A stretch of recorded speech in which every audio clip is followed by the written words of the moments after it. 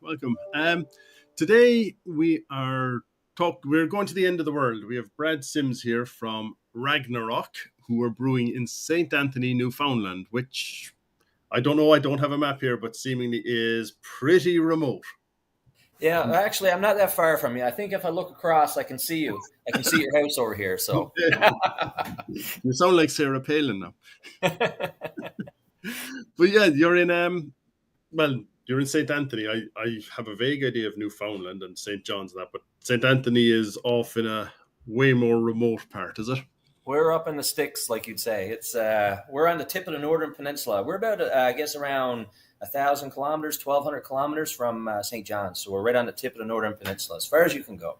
Right. So I mean, yeah. So let's. I guess that brings us around to your name, or maybe first St. Anthony. It's only about 2,000 people. Is that right?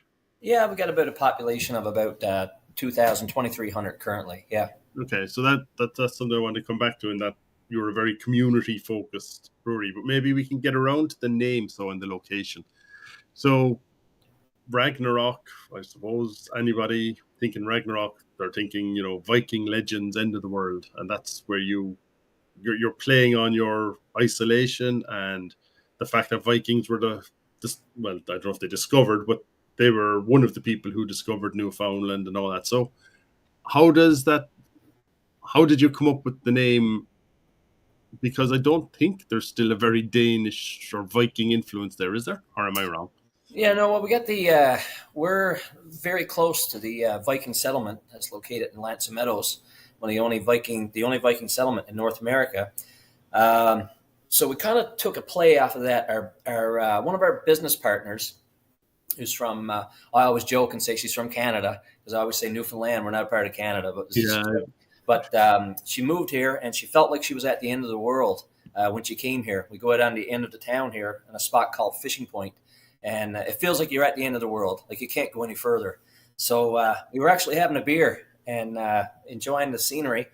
And this is when the whole concept, where it came from. Once we decided about the craft brewery scene and the whole thing, we started brainstorming for ideas and names, which there was ample opportunities what we could come up with.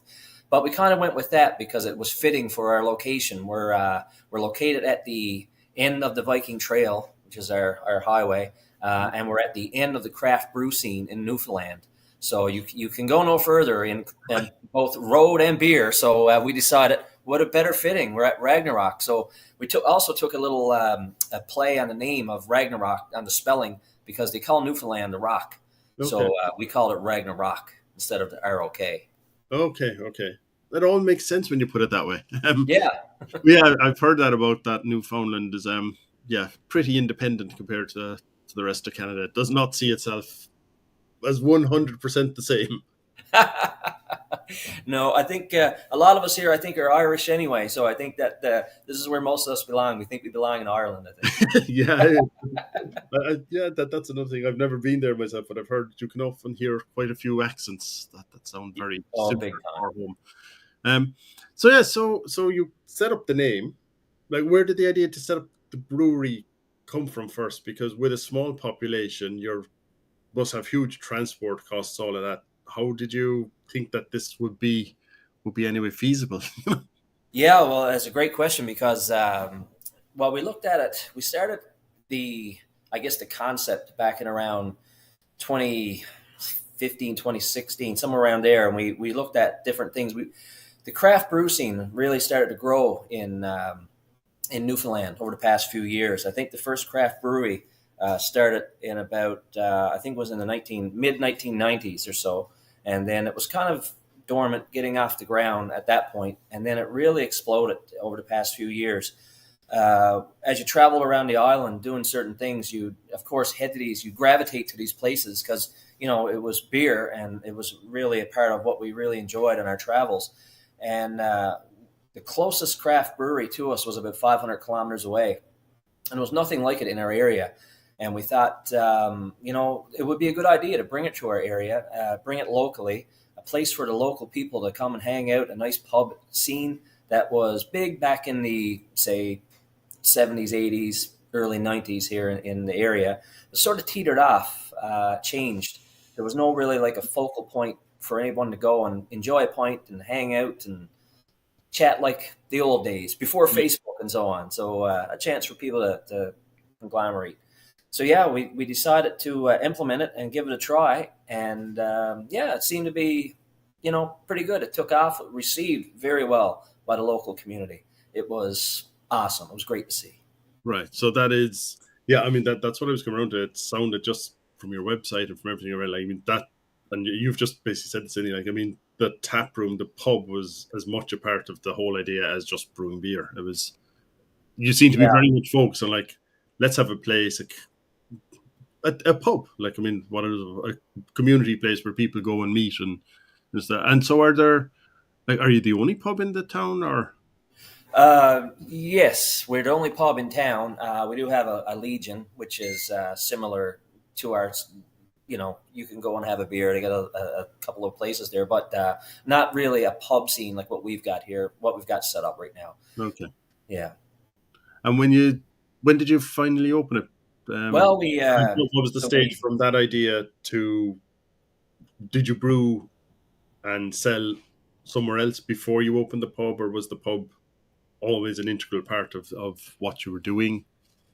Yeah, it roller coastered pretty quick, actually. So once we decided that we were going to pull the trigger on this and start brewing, and I was a home brewer, and it was I really enjoyed it. It was fun, and I created a lot of different style beers that a lot of people never had in our area before. Here in our area, locally, was a lot of light lager drinkers. So all this craft beer, these ales that I was creating, a lot of the guys was their first time having it. So I really got to play and experiment with a lot of different beers on a smaller scale. I gained quite a following quickly because you were getting all these nice flavored beers that you couldn't get locally. So it was awesome. My shed turned into the hot spot there for a while. People wanting to see how it was done and what we were doing and so on. And I think one of the first beers that I did was a Spruce Tip Ale, and it was well received. And it was the thing to come and try out. And word got around. So it kind of went from there. It got to the point where I slowly graduated, getting bigger and bigger and bigger to a Keezer. I built a little pub in my basement, actually, that we would go hang out and have a pint and discuss everything. And so the idea just kept growing and growing and growing. And I thought the three of us, my wife included, and our other business partner, said, you know what, this town needs this. It would definitely come hand in hand. So we said, why don't we create a pub? And we opened our doors in November of 2019. Ooh. And it was, hindsight, it was about mid-November of 2019. Well received by the community. It was busy. And then right on heels of that was Christmas. I mean, there's no other, like I said, there's a pub in Christmas with a bit of live music. I mean, what more could you ask for? But you'd hit the jackpot. Yeah, all right. We thought, wow, it was overwhelming. We sold out of beer. I was getting beer come down from another craft brewery to keep us alive here because we brewed on our big scale, and we actually had a brewer come from Halifax area who helped us upscale to the bigger equipment. We're a 5-barrel brewery, which was a big jump from home brewing to a 5-barrel system commercially. So yeah, we ended up getting a consultant to come in, help set up our equipment and get us all up and running, dial in our equipment and get our recipes tweaked up for us and all this kind of stuff. And like I say, we opened our doors, and I can remember, I think it was actually St. Patrick's Day. We were into about day 3 of it at this point, because again, I think half of us are part Irish anyway, so we had to celebrate. And it was well received. Awesome. I had people coming up telling me, this is awesome. There's people here of all ages. This is exactly what we wanted. And I've told this story a few times, and he said to me, what's this COVID thing? And I said, I don't know. I've seen it on television, but this is about as far. I said, I don't think we'll have to worry about it. 2 days later, we got a letter from the government. We were mandated to shut down. And here we go. So at this point now, we were totally, like everybody, blindsided and didn't know what to expect, how long, and so on. We realized that around June or July, that we had to change our business plan. At this point, we looked at no distribution whatsoever outside of our town. We were going to be local, and this is you come here to get the Yeah. secret. So then we had to advance to a canner.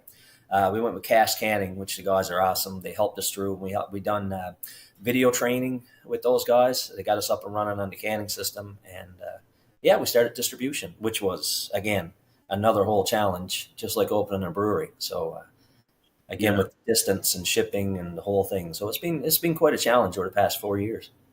Yeah. I mean, yeah, I can imagine, especially, well, like you said, one, it was so sudden. I remember here as well for Patrick's Day, the Taoiseach Prime Minister was over in the States with the White House for Patrick's Day and had to stop and make an announcement that the next day in Ireland, yeah, everything was closing. You know, it was so yeah, I remember that.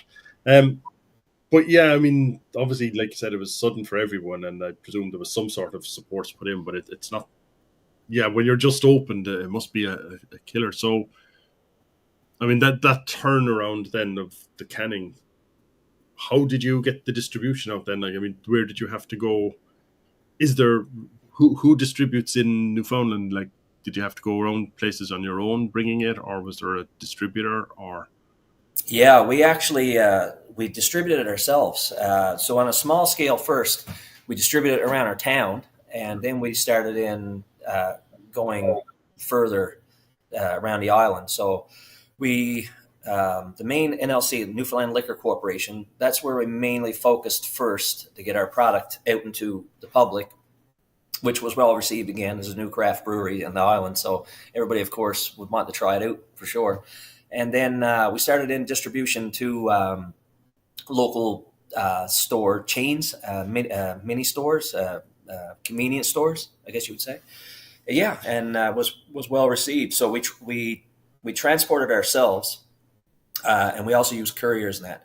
Being craft beer, we're unfiltered and not passivated, so it has to be kept cold, and that's a challenge as well, getting it to the across the island. So again, traveling with beer at about 1,200-kilometer journey one day, it takes a lot. It takes us about a 3-day excursion.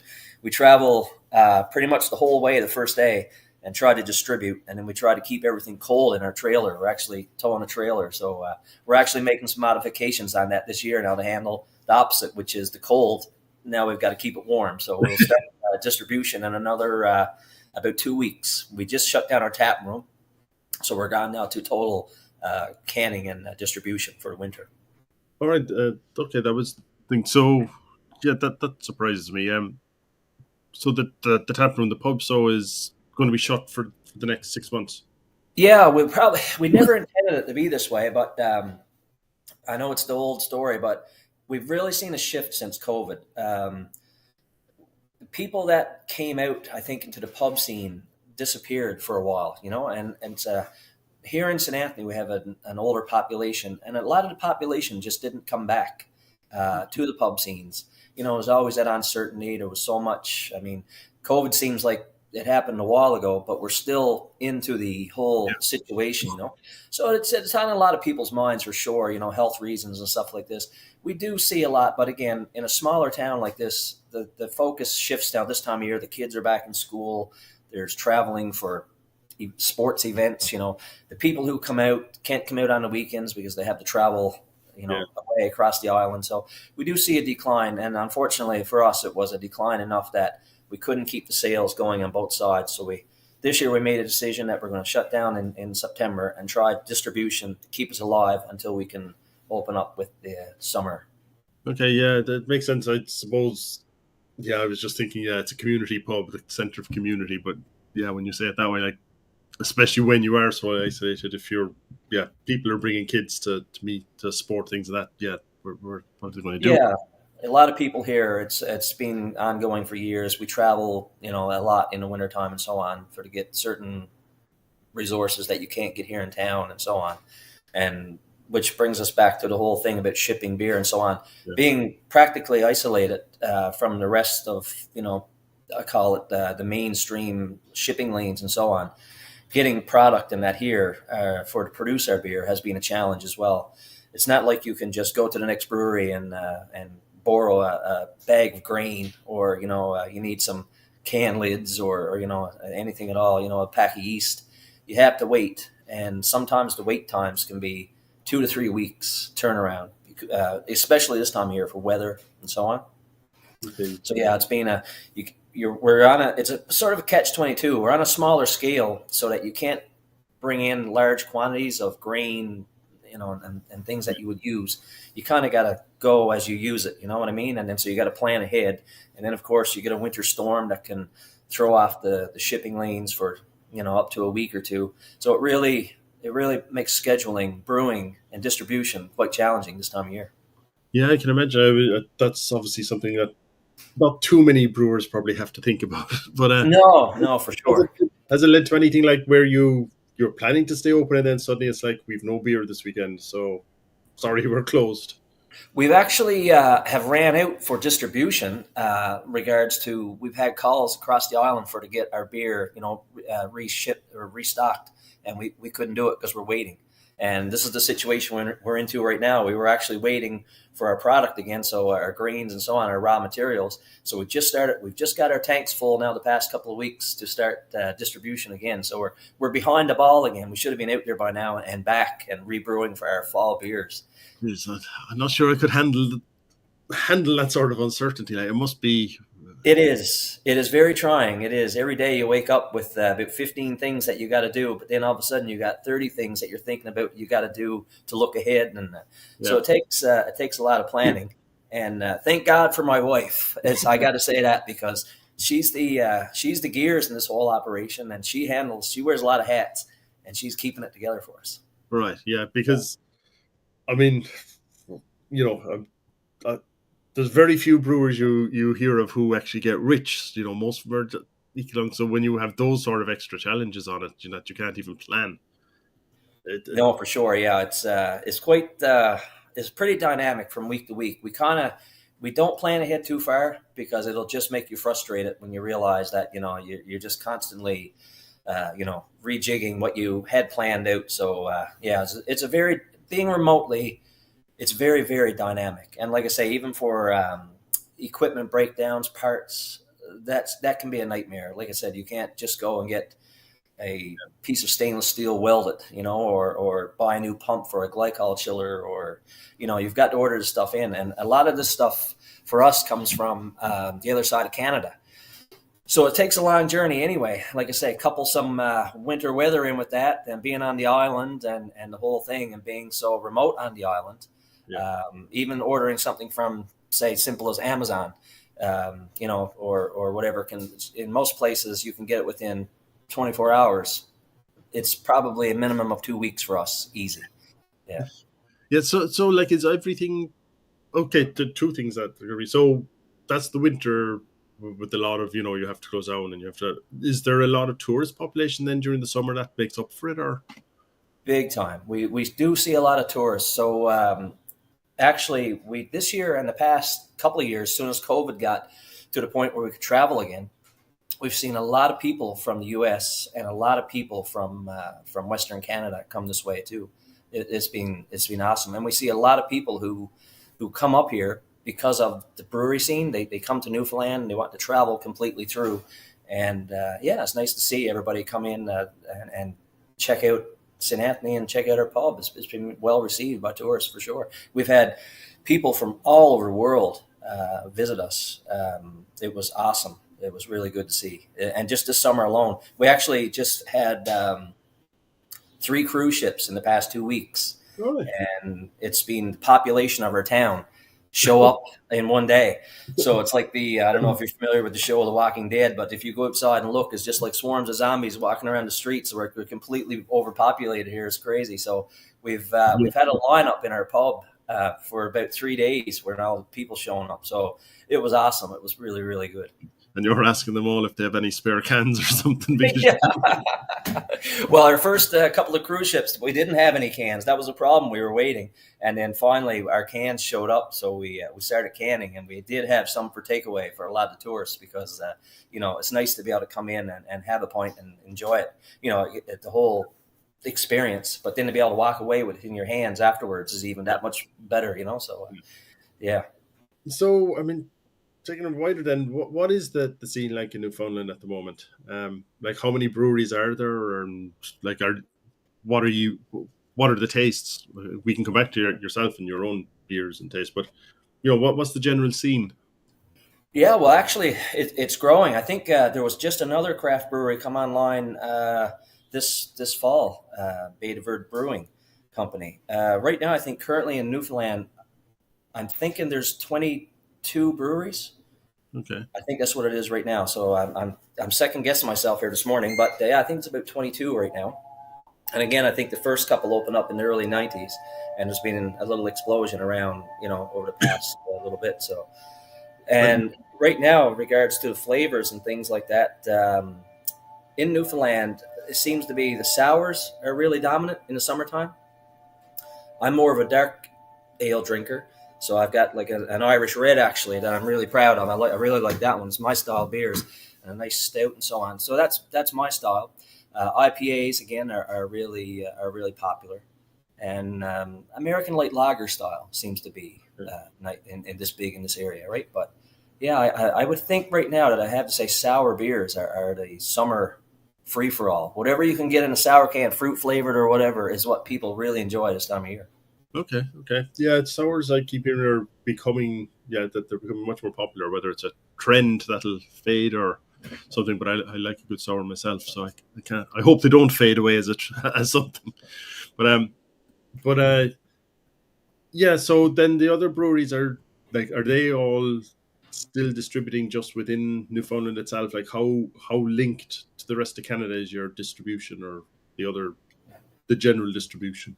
Yeah, well, it's there's not a lot of distribution from the island. That's what There was a lot of different. Again, the craft beer scene is pretty new in Newfoundland, so there's a lot of issues that comes with that. We formed a committee actually to help address some of the issues with distribution off the island and in the island itself, actually. So with all that going on over the past couple of years, we've seen some changes now. So there's probably about, I'm thinking, I know for sure, three breweries on a bigger scale that are now distributing off the island. So that's good to see. So hopefully it'll open up the doors that we can, start shipping our product off the island.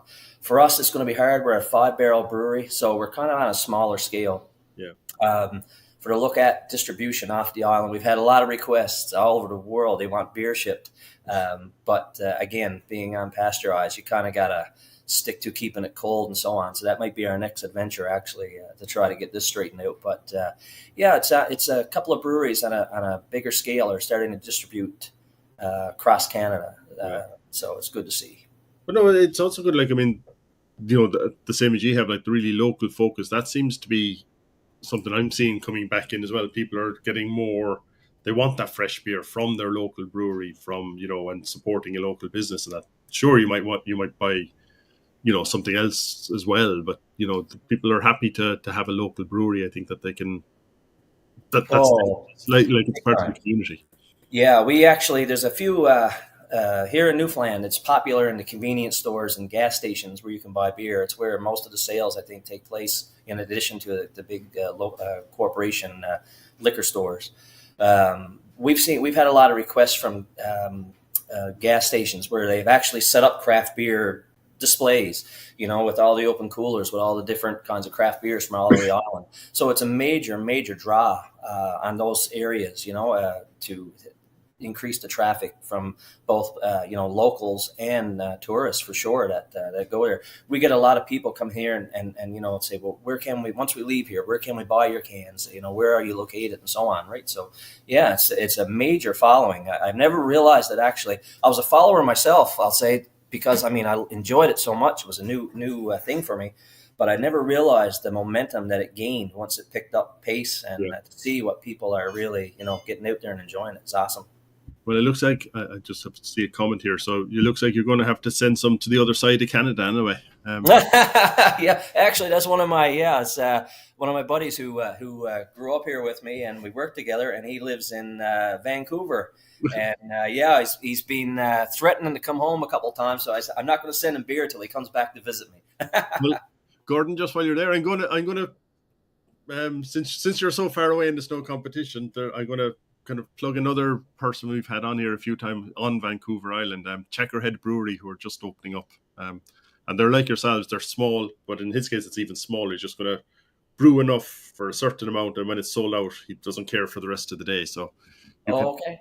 you can check them out, Gordon, and see that they're on there. The craft beer scene is really big up that way. I was impressed. I went to go visit him one time, and it was crazy. I think actually up that way there was a book called The Growler, I think it was called, and it was a listing. It was like a half thick book, and it listed all the craft breweries, and it was amazing to go there. Some of them were just, I guess, distribution hubs. They didn't actually make it, but it was from all the different breweries that you could go there and have a pint and try it out. So it was really big up that way as well.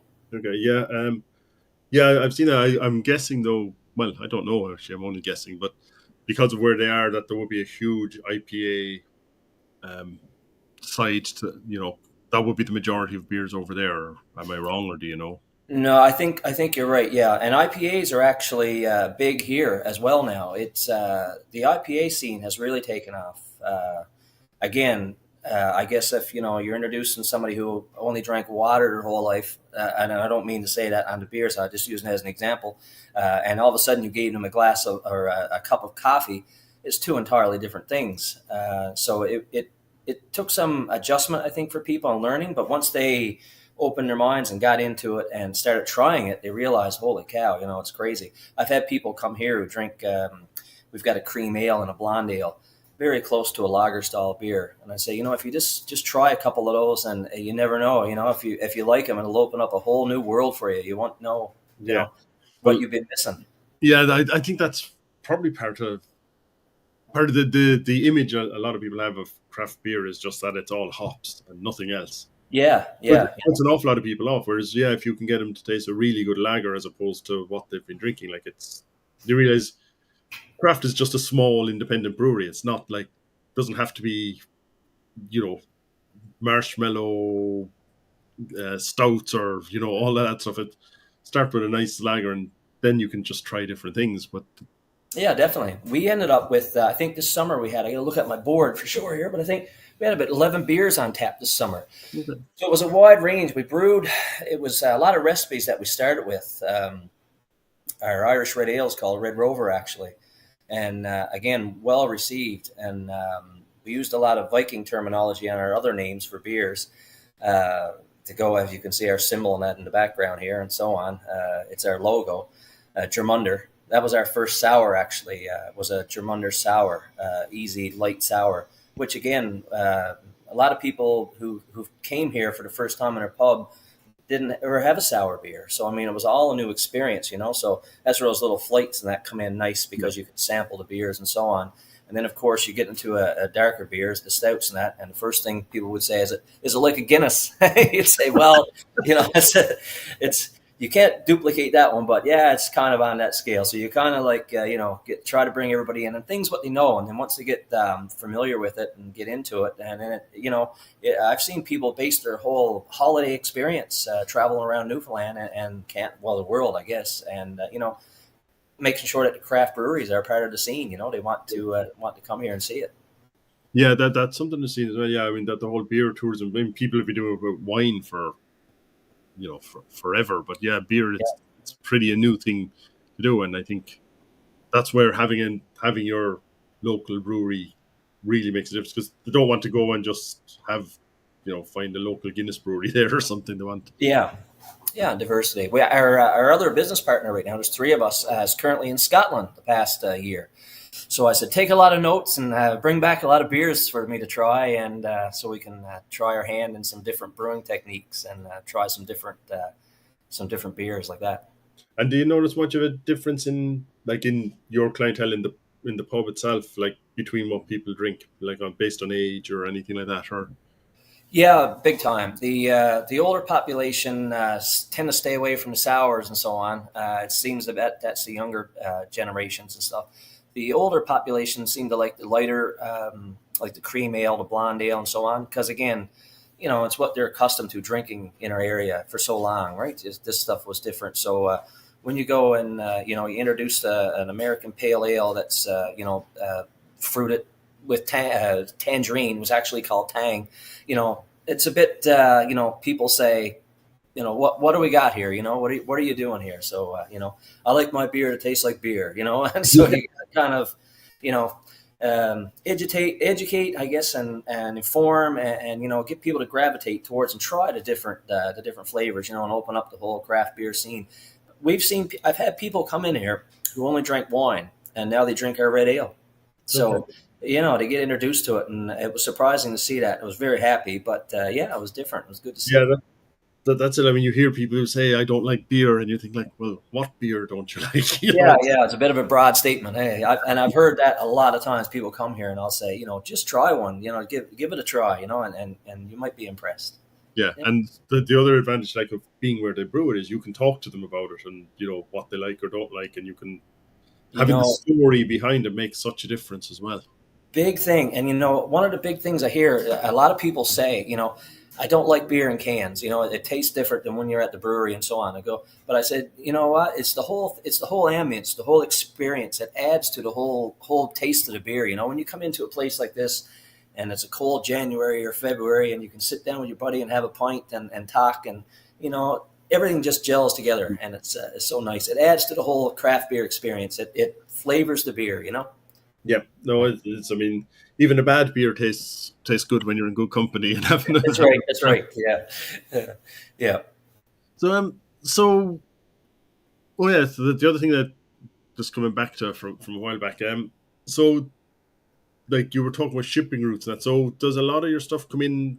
And you were talking about the cruise ships. So is there a big port there that people like do a lot of stuff? Your ingredient stuff come in there, or is it all road or? Actually, our the cruise ships that come in here, but we're obviously located right on the shoreline. But all of our product, are what we use to manufacture, comes through transport. Um, so it usually comes on a ferry to the south part of the island or the west coast part of the island, and then gets shipped to us through carriers and that. And we Okay. also have couriers that we've also used to bring actually our beer across the island. Two in particular that we use, that we have to get it so that it links up. One courier links up with the other one who's waiting on the west coast. There's a lot of things going on there, a lot of wheels moving that you got to keep track of on top of everything else. And but yeah, usually it comes with transport, our product. So, and we usually order it from a couple different places. So it comes at different stages. And again, there might be a delay. There might be issues with a truck. So we're kind of where we are remote. The West Coast, I'll call it, around what we call Corner Brook area, is probably one of the major hubs for the last place of the shipping world, and then it heads our way then to come to us. Yeah, so yeah, we're on the rugged coastline, so it doesn't take much in wind or weather to Yeah, stop a shipment pretty quickly. So it can yeah, really. 1 week we're going to go canning, and then it's 2 weeks later, and we still don't have our cans. So it's, yeah. And imagine like whatever about the levels of snow there and stuff in the winter must be Ireland grinds to a halt if it reaches freezing. It just stops. Yep, same thing here. It's crazy. It's the weather is changing. We've had actually easier winters the past couple. It hasn't been so bad, but yeah, we can get socked in pretty good with the snow and so on. Yeah, So it's yeah. yeah, but you can probably manage with it. Worse than we with worse weather than we could because you have the you're prepared for it. Yes, yeah. We don't seem to be prepared for anything. Like it's always a surprise. And that's our thing too. I guess being from the area, we know like what to expect. So we try to take into account the best we can, And it would be nice to have a green silo outside where you could just pull constantly Yeah, and not have to worry about it and so on. But yeah, unfortunately, that's not the case. And so we try to plan the best we can with the weather and the whole thing the way it works. So we've been pretty fortunate. We can manage to work with it, so it's good. And when we're on deliveries and so on, we usually have to, again, very much weather dictate it to where we can go and how far. It usually takes us for our delivery time on a small scale for us. It's around a 4-day turnaround. And then there's only me and another guy. So then we have to come back and we start brewing. So we do everything. So being on a small scale, it's not like you've got employees where everybody's doing different things. We've been blessed with great employees, I got to say. We have awesome taproom team, and they're our lifeblood. They keep this place running. Um, I'm not usually at the pub as much as I'd like to be, but when you do a 12 to 14-hour day, I'm usually falling asleep drinking a beer at the end of the day, rather than enjoying it at the pub, unfortunately. But that's it, because I got to get up the next day and come back and do the whole thing. So I handle everything from distribution, ordering, to the brewery side of things, everything from brewing the beer to packaging to everything. So, and I've got another guy who works with me down there, and he's been a godsend. He's picked up the craft quickly, and now he's full blown craft beer. He's a big IPA drinker, so he's getting into going to make a couple of his own soon. So anyway, yeah, he's been my right hand down there as well. Right. Yeah, that makes a huge difference, having the right people. So, big time. Yeah. And all these people came from no experience in the craft beer world whatsoever, even our tap room people. And it was so good. Now when you see about, I think the other day we had about 600 or 700 tourists come in.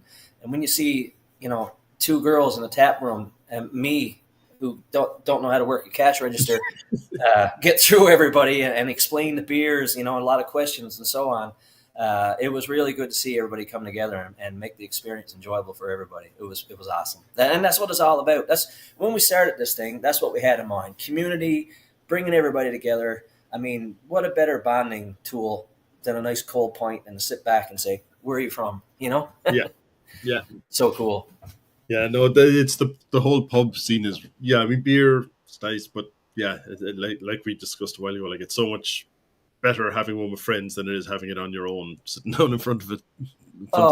Big time, and then it's the whole our play off the Viking theme, that's been a big draw card too, that seemed to really pick up in the past few years. I think it was one of the TV shows was pretty popular there, so it came online. We see a lot of people who come to visit this site, and then they come up here and sit back and have a pint. So we're kind of like a rustic Viking theme. Right. And we use the names and, like I say, with the symbols and so on. So it's a really good draw card for somebody as well who's into that kind of history and wants to learn more about it. Right. So does that mean you have like reenactments of, like, does everybody sit around with horned helmets on in the pub? Yeah. After 2 or 3 points, you could. I think so. Some of them, yeah. But no, we actually we got a Viking themed restaurant at the end of our town called Lightkeepers Cafe, just for one of them here. And they actually have a sod hut where they have a dinner theater. And it's awesome. They have that all laid out and everybody's in costume. It's a whole experience. It's really, really cool. So we've had a lot of people go to that and then come back here and then sit back and have a pint and just take it all in and say, wow, it's awesome. So we've had just had people from New York who came here last year. As soon as they got home, replanned their trip to come back again this year. So no, that's not right. So it's awesome. Yeah. So we've seen a lot of people too who said that they've come, they're chasing the craft beer scene. So it brings a lot of tourists and I guess people to our area. It sparks interest and it puts us, out there with everybody else. So it's so cool. So where do you think it's going from here? So are you going to get back to a stage where the pub can be open all year round, or is it going to be more focused on distribution, or what's... I'd love nothing more than have this place open all year round, and that's our goal. We're hoping that we've never really, I guess for us, we've never really, and again, it's a cliche statement, but we still haven't got over the effects of COVID yet for us. We went so far backwards. We took our business plan and started over. We said, we're sailing on our own here at the moment, so everything that we had planned for where we're supposed to be with the whole thing completely went out the door. So we're kind of into new waters here right now. So we're hoping that it'll change around, that we can, stay open all year round. It's really our goal. Distribution is awesome. I don't want to not distribute, because there's a lot of people who can't come here, still want to try the beers and like our beers and so on. I'd like to get world distribution if I could. I'd like to be able to get some to you if I can soon someday. But that's our goal, is to really focus on our tap room and so on, and let people come in and enjoy the experience of having our beer here in the tap room, for sure. Right. And that includes both, not just the tourists, but also the locals, which... Big time. The locals really do enjoy it. And there's a lot of people devastated that we're closing. And we have one guy in particular who's practically here every other day. He's a retired gentleman, and he loves it. It's like his family, he said, and he comes here every day and sits down, has a pint, and goes on again. So, yeah, I told him, I said, he's going to have to come down to the brewery with us and help keep company with us, so that while we're brewing, so to be part of stay part of our family with us. So we really do miss that. And we've had a lot of events here in the wintertime, a lot of things like trivia nights and open mic nights and music nights. And Newfoundland has an amazing talent of music and stuff, a lot of Irish based songs and so on. So it's so cool to be able to come in and sit down and watch a live band perform here, in the pub, and sit back and have a pint and stuff. So that's where we got to get back to. And we're just hoping that this is just a little lull this year, and that hopefully next year we'll see it pick up and stay open all year. All right. Well, listen, hopefully you will, because it sounds like it's it's apart from the brewery and the beer and it's like just having that pub is a huge asset to the community. It's like communities, need some place where people can go and relax and do that. Yes, yeah, big time. And like I say, the people here really enjoy it. And hopefully, you never know, maybe midwinter we'll have enough cans distributed that we can open back up again and say, everybody come back, we're ready. So, but as of now, it looks like we'll be next maybe April or May before we get our doors back open again, by the time we get our distribution finished up and prepped and get our beers back in the tanks, and hopefully have a couple of new ones on tap too coming up that we're currently in the testing phase. They're now doing some final adjustments on them. So have a couple of new beers. And sorry, I was about to let you go, but yeah, just talking about the beers, like what ones you mentioned yourself, you like the darker ones, that's your... Yeah.